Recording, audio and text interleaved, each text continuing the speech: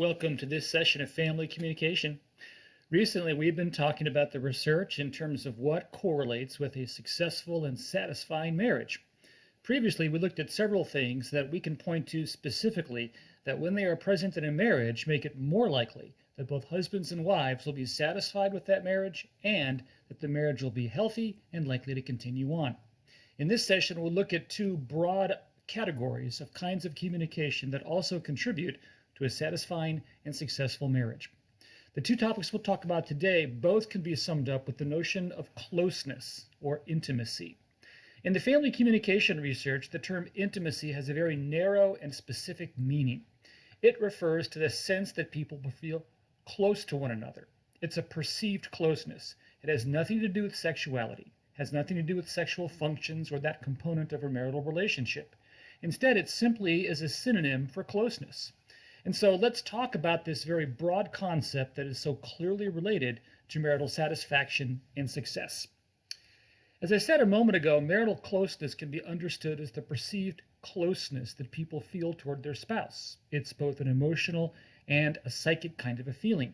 While there are indicators of it, and many of those indicators are communicative, it really is much more of a psychological, emotional kind of a thing. You sense it, you feel it. It might be impossible to define or even at times point to, yet it's a very real kind of a thing. And the research suggests that we very much expect it here in the United States of America. In fact, in all of Western culture, there is this very clear-cut assumption that husbands and wives will be close to one another. We'll talk a bit more about that here in a few moments. But for now, understand that these expectations of closeness are very powerful kinds of things. In fact, we swim in them, metaphorically speaking, in American culture. From the time kids are little, they are taught and they observe, hopefully, that husbands and wives are close to each other. More recently, in the last 50 years or so, we've come to believe that your spouse should be your best friend. Young people are taught growing up that they are supposed to find the one for them or their soulmate.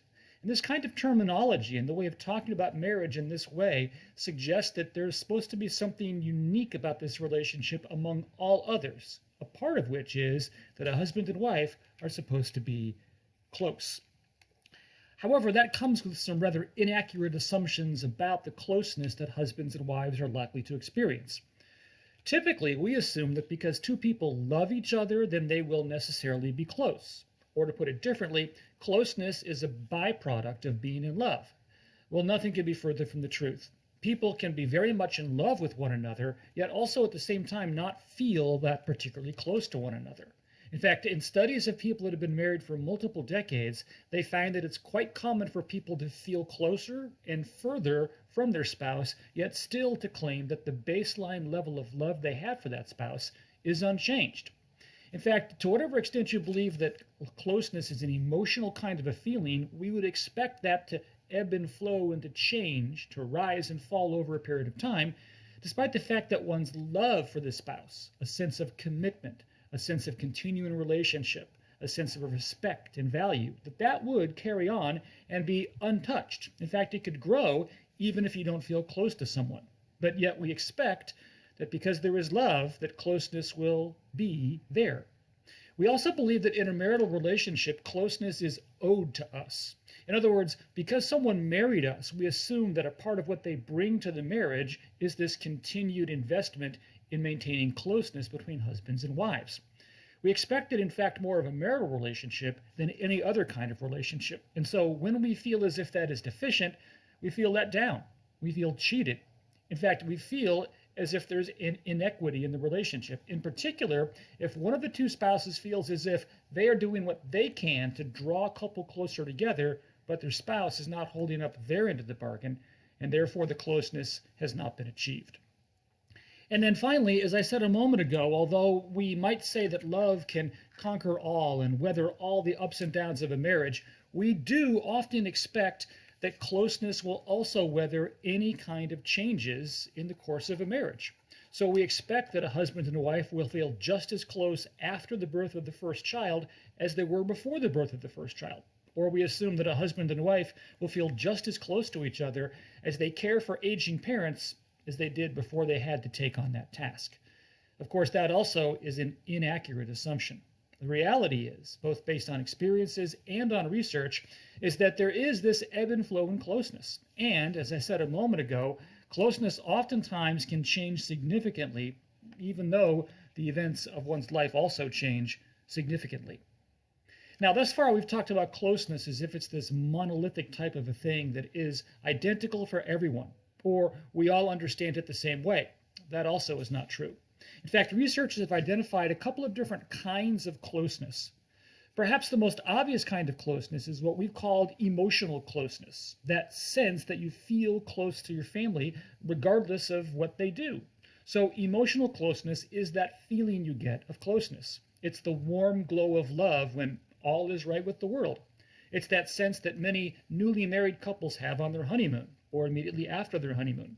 It's the joy that many parents feel after the birth of a child. That emotional closeness, as you might imagine, is just one of other ways that closeness can be understood. So a second way to understand closeness is to talk about what's called behavioral closeness. Behavioral closeness are those specific actions that husbands and wives engage in that create closeness.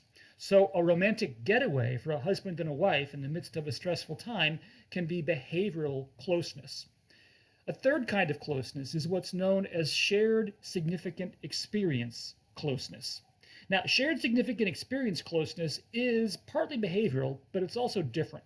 These shared significant experiences refer to the idea that as a husband and wife go through life together, they will necessarily encounter the milestones of a married life. So, for example, the birth of a child is an experience the husband and wife share together. Anniversaries are experiences that husbands and wives share together.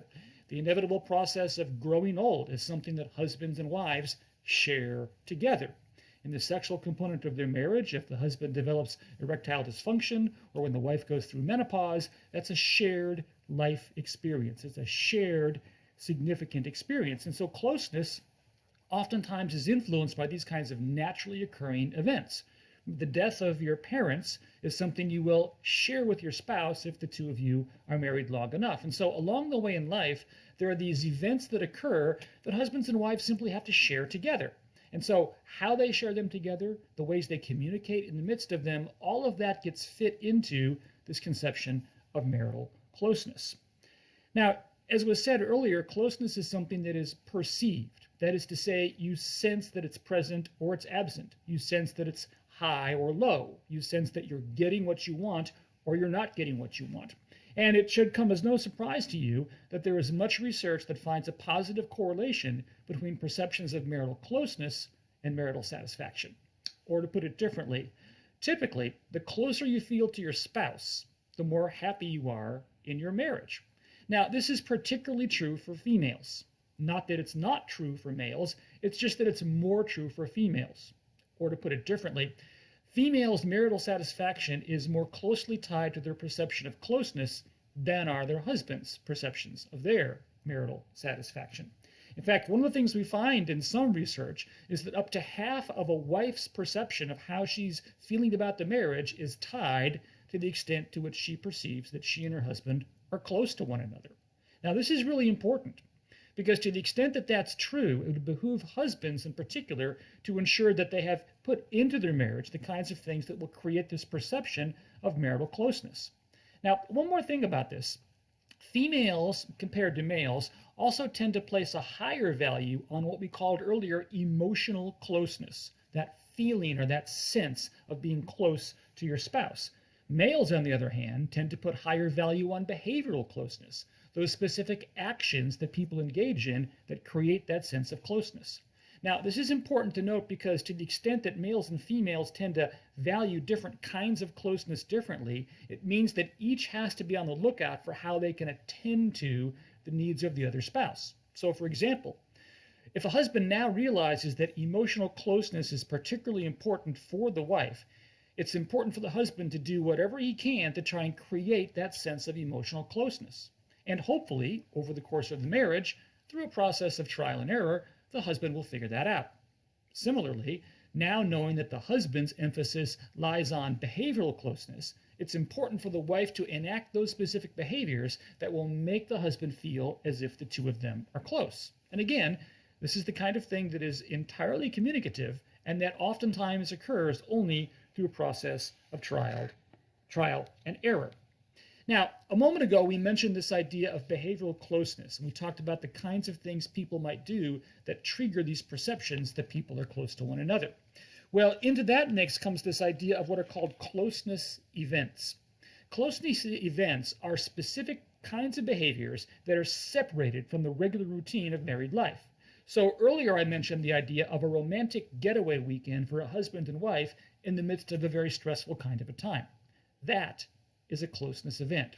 It takes a particular event, in this case a getaway weekend, and it separates it from the normal routine of married life. Normally, the getting up and getting dressed and going to work and getting the kids to school and picking the kids up and taking them to soccer and then making dinner and all of that, the romantic getaway weekend stands apart from that. And so it becomes a kind of closeness event. Now, the getaway weekend is just one example, but the key is that you've carved out from the normal routine something that creates space for, or that allows for, closeness. And as you might imagine, the research suggests that these kinds of events, these closeness creating events, are very clearly tied to marital satisfaction. And as you might guess, the creation of closeness events is particularly tied to the marital satisfaction of females. And so, though this is not a self-help class, once you know the research, it is suggestive of the kinds of things people ought to be doing in order to make the research applicable in a particular marriage. So another dimension of this idea of closeness is this idea of how it is you communicate closeness to your spouse.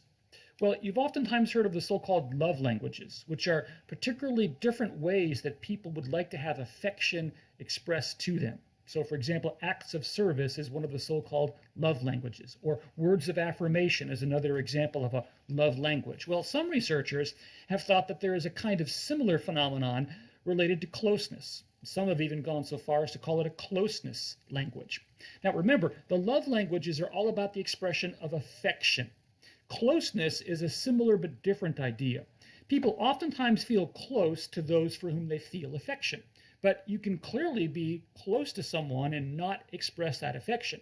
And so some people have said that in order for closeness to work best, each spouse needs to understand his or her spouse's closeness language. So to go back to what we said a moment ago, if males tend to emphasize behavioral closeness, it would behoove the wife to figure out what the language is, what specific acts resonate with the husband, speak his language, so to speak, that creates the perception of closeness. It might, for example, be engaging in sex, or it might be, for example, providing the husband with the right kind of gifts that he would like to receive. Who knows what it is, but the key is that the wife figures out what that language is for the husband, and that creates an opportunity for the husband then to be given those kinds of things, which creates in him the sense of closeness. Now, I said a moment ago that some researchers believe there's a closeness language, and that's true. Not every researcher believes that closeness operates in the way the love languages do. And that's because for those researchers, closeness is a much broader kind of an idea, whereas the love languages are more narrow. Narrow meaning focused, in this case, on the expression of affection, whereas closeness is a much broader kind of an idea that can be expressed in many multiple kinds of ways. So the question then becomes, what kinds of behaviors are actually correlated in the research with the creation of closeness? Well, they run the gamut from the rather mundane kinds of things, like what's called life inclusion.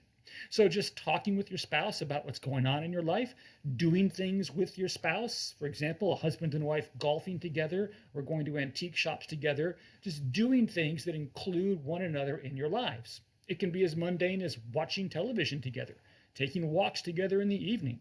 All of those kinds of things bespeak the sense of closeness because it's the regular, habitual kind of thing that you do with that person and relatively few other people.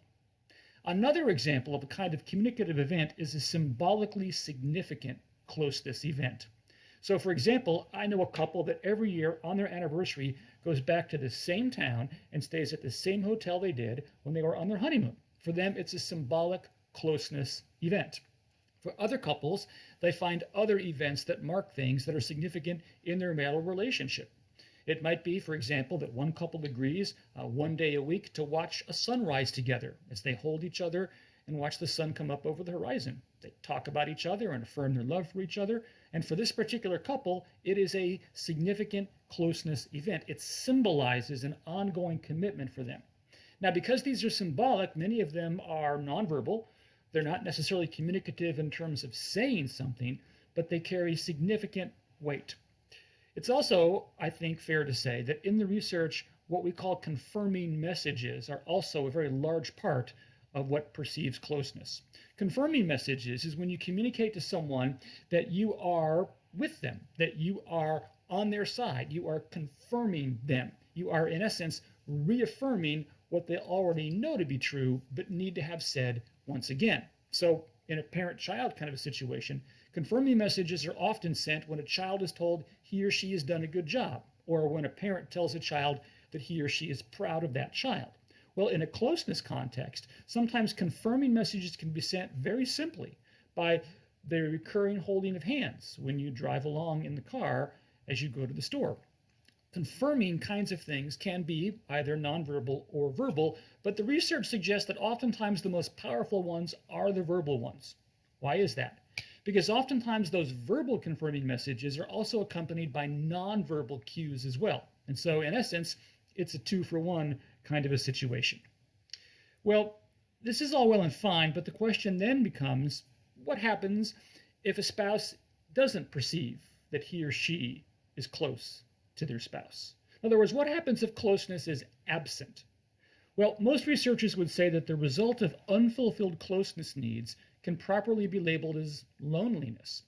And it's fair to say that there are many married couples that are married, have been married, and from the outside appear as if everything is well, but on the inside, one or both of the spouses is very, very lonely. And they do feel lonely because they rarely feel close to their spouse. They have the outward appearances of a marriage, but in reality, they really don't because they don't feel close to one another. In fact, research finds that this sense of loneliness is one of the most debilitating kinds of phenomena that can occur in any marriage. It's correlated in the research with a large number of negative kinds of things, including lowered marital satisfaction, increased frustration, increased levels of resentment, higher levels of divorce, and all sorts of other stuff that we don't need to go into. The point of the matter is loneliness is not good, and so when there's a depravity, when there's a lack of closeness, oftentimes loneliness steps in to fill that vacuum. Now, ironically enough, loneliness is rarely communicated as loneliness. Or to put it differently, spouses don't typically say to their spouse, you know what, I don't feel close to you, I feel lonely. Instead, whatever loneliness or lack of closeness is felt in a marital relationship is oftentimes communicated rather obliquely. So, for example, in interpersonal communication, we talk about what are called bids, which are means by which people want the other person to know they're trying to connect with them. In essence, is an invitation to communication that is either rejected or accepted. Well, when you feel as if your closeness needs are not being met, you oftentimes reach out again and again to try and create that closeness. And so those bids have to be properly recognized and acted on. So if you have a wife that feels as if she's not as close to her husband as she would like, she might say, hey, honey, let's get away for the weekend. At that point, she's making a bid for closeness. Or it might be that a husband feels particularly unclose to his wife for a period of time, and so he initiates a kind of sexual encounter with his wife. But the wife rebuffs him, and so he feels not only rejected, but he feels as if his need for closeness has not been met. His bid has not been recognized. Now, this oftentimes can also be communicated through latent hostility or through some kind of criticism. Unfortunately, it's very common for people that feel lonely to lash out against those that have produced that loneliness. If you feel an inequity in your marital relationship, as if you're not getting the closeness you think you are due or you think that you deserve, then it's very easy for you to be critical of that person, not so much by saying verbatim, hey, I feel lonely, you need to be closer to me, or you need to try harder to create closeness, but instead to be critical about other stuff, to be critical and to sort of take it out or act passive-aggressively on your spouse by talking about who knows what else. And then the research also finds that people will respond to this loneliness by withdrawing even further from the relationship. Now, obviously, that makes no sense because if you're already not feeling close, well, why would you want to withdraw even further? But the reality is, unfortunately, sometimes people do, and they oftentimes do that in hopes that the spouse will recognize that withdrawal and try and come after them, or that withdrawal can be a sign of simply having given up. And that withdrawal can communicatively be manifest by diminished frequency of communication, or a more superficial kind of communication, or a harsher kind of communication when people, in fact, do engage in closeness activities. Last thing I'll say about closeness from the research is simply this. Ideally, closeness would happen naturally in the ebb and flow of any marital relationship. It's woven into the fabric of the marriage. And the research would suggest that if those closeness events, that behavioral closeness, that sense of emotional closeness, whatever it is, if it spontaneously, naturally occurs, that's a great thing.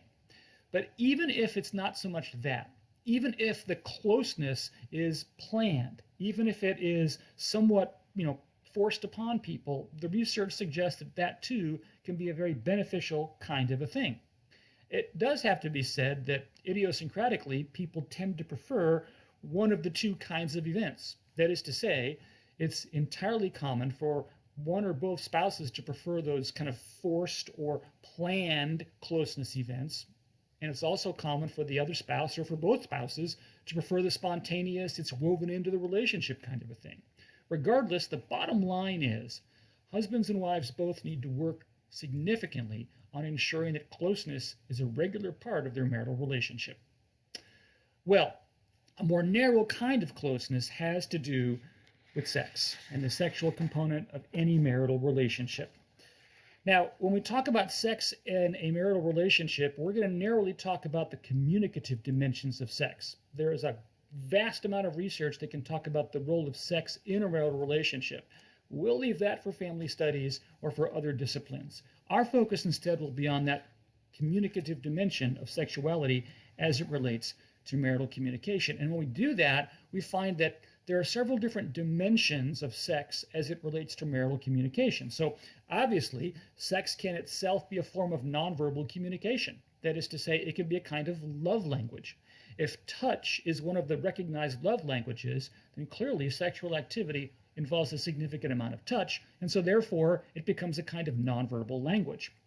But beyond that, there's also this idea that people have to talk about sex in a marital context. And so there's also the interpersonal communication about sex. There's the invitation to sex or the rejection of that invitation. There's the discussion about what people want or don't want when they are involved in sex with their spouse. In a broader familial scope, there's the idea of talking to your kids about sex. And so sex and talking about it becomes another dimension of the relationship between sex and marriage. Beyond that, there's also this idea that sex can be a remote cause of other marital kinds of communication matters. So, for example, if a husband and a wife are having trouble in the bedroom, that trouble in the bedroom might itself cause later on some friction between the husband and wife. Because the wife, let's say, wants to talk about that trouble, the husband doesn't want to talk about it. So that creates some tension for them that leads to them arguing about whether or not there was enough gasoline in the car when the husband went to get in the car and drive to the store. The argument about the gasoline is really not so much about that as much as it is about the frustrations that are felt because of those problems in the bedroom, because of that tension that's later created that animates the conversation about the gasoline in the automobile. And finally, there is this idea that there is the communication about the sexual component of a marriage, which is to say husbands and wives talking about sex with each other. Well, most research finds that there are both positive and negative functions of sex in a marriage, at least from a communicative standpoint. So positively, clearly, sex can communicate affirmation. It can express love and warmth and support. It can also be an expression of safety. It can be kind of an us against the world type of thing. But I want to add to that one consistent finding in the research that you might not be as clearly aware of. And it is that oftentimes sex becomes a way of non-verbally signaling the end of a dispute or a conflict. You've heard of the old adage that a husband and a wife will fight and then kiss and make up. Well, in the research, sex is often used to indicate that things are back to normal, that forgiveness has been extended, or that whatever disruption there was in the marital relationship, it has passed because the husband and wife are now engaged in sexual activity. Yet at the same time, Sex can also function negatively as a communicative kind of a thing within the confines of a marriage. So, for example, sex can sometimes be a distraction from other stressors. It becomes a way for people to ignore the problems in a marriage, ignore whatever it is that's stressing the marriage. So, if a husband has just been put out of work and he's feeling low and his self-worth is not what it could be, he might find solace in the arms of his wife. But that can be such a distraction that it actually serves as an incentive for him not to continue to look for work or not to think more highly of himself.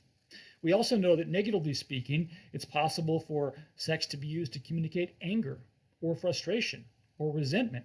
Now, you might furrow your brow and say, well, how could that be the case? And the answer, quite simply, is that oftentimes, well, more so than you might think, spouses will engage in sex as a way to take things out on the other spouse. Now, I know that sounds kind of odd, but the idea can often be that you use sex as a weapon by withholding sex or by refusing particular things that your spouse would like to have happen when sex occurs, or about timing sex in a way that is not to your spouse's preference. So, for example, if a husband would like to have sex at the end of the day before they go to sleep at night, but the wife is just too tired, it becomes a way for her wife to express frustration or anger with her husband by continuing to turn down his advances, because in reality, she's mad at him for something else.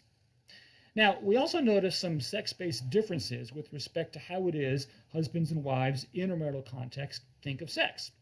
So if we go back to the idea that sex can be seen as a form of nonverbal communication, one of the things we find is that males tend to view sex in a marriage from a scheduling standpoint. That is to say, males are more likely to think of sex in terms of how often it's happened, and when it can happen next, and what kind of a schedule they're on, and how often have we had sex in the last 2 weeks or month, and to a lesser extent, are we having sex as much as the couple next door? Now, this stands in contrast to females, because in marital relationships, wives tend to see sex not so much through the lens of schedule, but through the lens of context. Wives tend to see sex as being a more spontaneously occurring type of thing. If the mood strikes, if the tone has been set, then sex will follow. But just because it's Friday night doesn't necessarily mean that a husband and wife ought to have sex. Now, a quick word about all this before we press on. In no other area than this are the idiosyncrasies between couples greater. Or to put it differently, there's more variance and more individuality with this component of marital communication than any other. We've said repeatedly already in this course, there's a tension between universality and idiosyncrasy. Universality meaning, well, generally speaking, this is true. So, generally speaking, females tend to see sex as contextual, whereas males tend to see sex as scheduling. But it's also highly idiosyncratic, where in this particular marriage, the husband may or may not see it as scheduling, or the wife may or may not see it as contextual. Now, obviously, the sweet spot would be if both husband and wife see sex through the same kinds of lens. And unsurprisingly, that's relatively rare. So, compromise, recognition, and adjustment are obviously called for. Now, speaking of these kinds of sex-based differences, one of the things we know is that males, compared to females, are more likely to initiate the request, or more likely to issue an invitation for sexual relations. Wives, on the other hand, tend to play the role of the gatekeeper, or what some researchers call the sexual stoplight, meaning that males are more likely to be the ones that want to have sex with their wives, but wives are more often the ones that actually give the thumbs up or the thumbs down to that particular sexual encounter at that particular date and time. Now, there are lots of reasons for this which are beyond the scope for us to go into, but let me just speak for a moment about that idea of communicating the desire for sexual relationships. Very rarely in a marital context does the husband turn to the wife or the wife turn to the husband and say, you know what, I'm in the mood for sex, let's have sex. Instead, the research suggests that codes and euphemisms, hints, nonverbal cues, and other kinds of things are typically the means of communication that people would like to have that form of physical interaction. Now, that shouldn't surprise you. I mean, I can see how you might think that in this closest of all relationships, a husband and wife relationship, that they could talk about anything, and that they could just say, hey, I'm in the mood, are you in the mood, and go from there. But the research suggests that doesn't happen. And there are all sorts of reasons for this, one of which is the idea that oftentimes the sense of connection is so clearly related to the sexual encounter. So, for example, we said a moment ago that females tend to see sexual relationships through a contextual lens, meaning if the mood is right, if the time is right, if the ground has been prepared, so to speak, then sexual encounters will occur.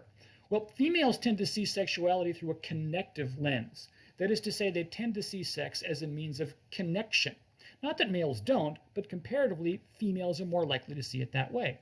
And because they see it that way, the idea of just blatantly saying, you know what, I'm in the mood for sex, what can we do about that right now? It seemed not to be as connective. Instead, what is more connective is this idea that the husband and wife share something. They understand the code.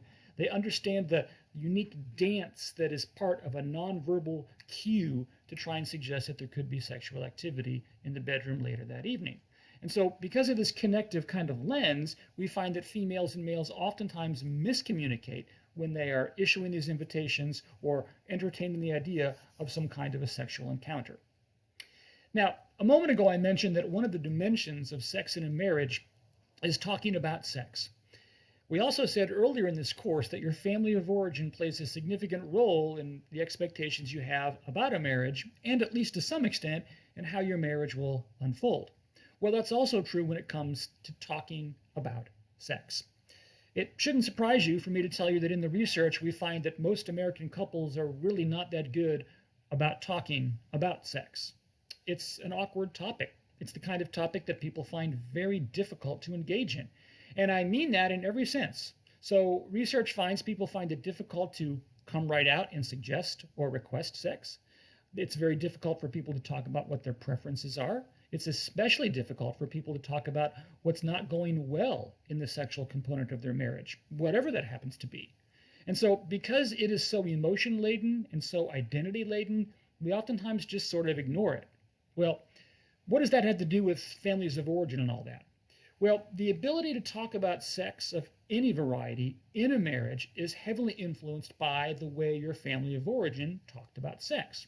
So what we find, for example, is that some people come from families that are called taboo families, where sex is never mentioned. It's almost a dirty word. You never bring it up. And if it ever comes up, there's this sense of embarrassment, and you shouldn't talk about that. Now, there are many conservative Christian families where that's exactly the case. In my 30-plus years of teaching in higher education, most of it in Christian higher education, a surprising number of my students come from taboo families where you just didn't talk about that. Well, in the research, when you come from a taboo family, you're more likely to find it difficult to talk about sex in your own marriage when you grow up and become married. Other kids are raised in what are called levity families. Levity families are those families where sex is discussed in a joking or non-serious kind of a matter. It doesn't come up a lot, but when it does come up, people joke about it. They make fun of it, or they make light of it. And that becomes a kind of defensive mechanism to diffuse whatever awkwardness or tension there might be in talking about sex. But the reality is that when you have that kind of an environment, it makes it difficult to talk about sex in any way other than that manner. And the problem, of course, is your spouse might not want to talk about it in that way. Your spouse might want to talk about it in what's called a clinical matter, and you don't because you were raised in a levity family. A clinical family, by the way, is the third kind of family. A clinical family did talk about sex, but they did so in very specific, precise terms. It's kind of facts of life type stuff. So several years ago, one of my former students, her mom was a psychologist, and more specifically, her mom was a therapist.